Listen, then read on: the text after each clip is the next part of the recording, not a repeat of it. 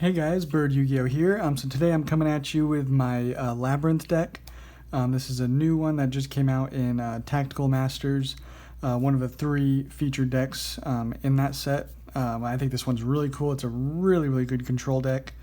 And yeah, without further ado, let's just get right into it. So starting with basically the boss monster of the deck, lovely Labrynth of the Silver Castle. Now she has some really cool effects.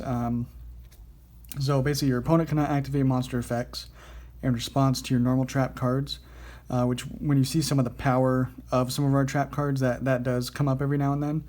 But this one, you can target one normal trap in your graveyard, set it to your field, and it cannot be activated unless you control a fiend monster, but basically all the monsters you control are fiend.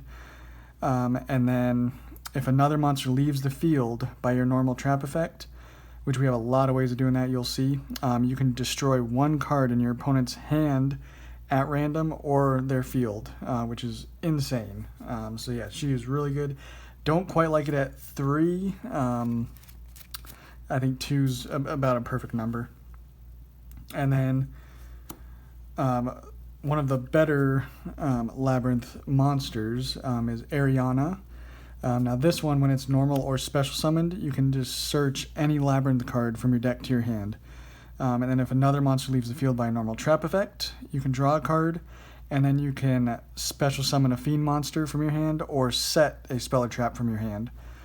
So again, just really good effects. You always want to see her if you can. And then just one Ariane. This one's not quite as good, but still very good. This one allows you to send a normal trap from your hand or that's set on the field to the graveyard, and then you can just special summon a level 4 or lower fiend from your deck. So it's another easy way of getting to Ariana. And then you'll have 2 level 4s on the field to do whatever you want to with. And then again, you can draw a card if another monster leaves the field by a normal trap. And then again, you can either special summon a fiend from your hand or set a spell or trap. So basically the same. Just this one is going to be able to special summon a level 4 or lower fiend. She will be able to search any Labrynth card from your deck. And then the other Labrynth cards we're playing are 3 Chandragalier and then 3 Stovey Torby. So these both have in the hand quick effects. So we'll start with Chandragalier. This one you can just send it from your hand or field to the graveyard, discard 1 card, and then you can set a Labrynth spell or trap from your hand or deck. Same thing with Stovey Torby, but then if they're in the graveyards, if a monster leaves the field by a normal trap effect, just like all of them, this one you can add it to your hand, and this one you can special summon it. So they're both very good, just getting another body on board. This one has 2,000 defense, so just special summoning this in defense is sometimes nice.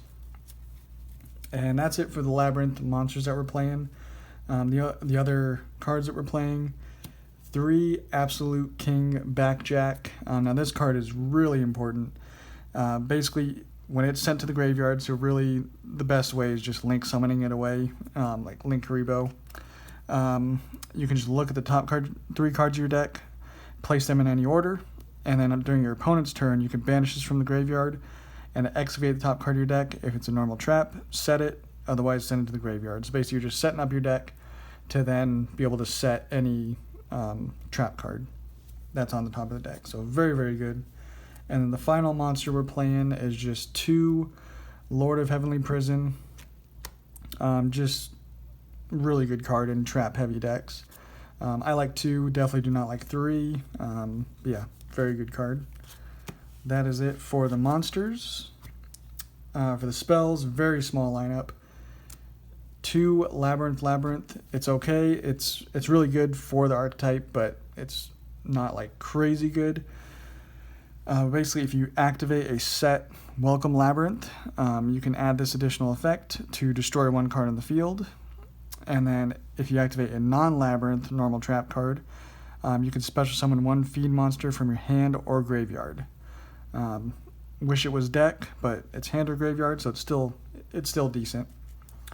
And then the only other spells we're playing are 3 Pot of Extravagance extra deck doesn't matter too much. There's a few cards that we like to see, but otherwise it doesn't really matter.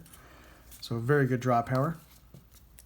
And then the rest of the deck is traps.